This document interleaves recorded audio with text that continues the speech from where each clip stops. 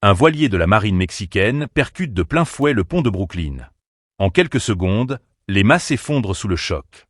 2 morts, 17 blessés, dont 4 dans un état critique. Ce qui devait être une visite de courtoisie tourne au drame maritime en plein cœur de New York. Abonnez-vous et partagez cette vidéo pour ne rien manquer des enquêtes et révélations à venir. Le navire, un majestueux voilier de la marine mexicaine, transportait 277 personnes. Son arrivée dans le port de New York s'inscrivait dans une tournée diplomatique et culturelle à travers plusieurs grandes villes américaines. Mais au moment d'approcher l'un des symboles les plus emblématiques de la ville, le pont de Brooklyn, tout a basculé. Selon les premiers éléments de l'enquête, une mauvaise évaluation de la hauteur du pont combinée à un courant plus fort que prévu aurait provoqué l'impact. Le voilier, visiblement mal aligné, a heurté la structure métallique de plein fouet. L'effet a été immédiat. Les mâts du navire se sont disloqués et se sont effondrés sur le pont, créant une scène de chaos absolu.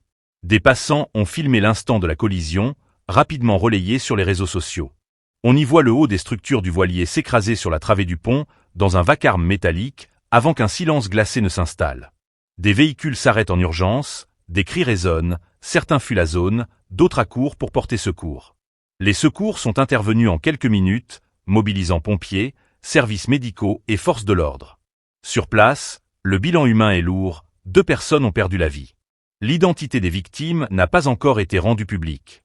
Parmi les 17 blessés recensés, 4 sont dans un état critique. Plusieurs ont été touchés par des débris tombés du navire ou du pont lui-même. Le maire de New York a tenu une conférence de presse dans la soirée. Il a exprimé ses condoléances, salué l'intervention rapide des secours, tout en annonçant l'ouverture immédiate d'une double enquête, l'une menée par les autorités portuaires, l'autre par la marine mexicaine. Côté mexicain, les autorités navales se disent profondément choquées.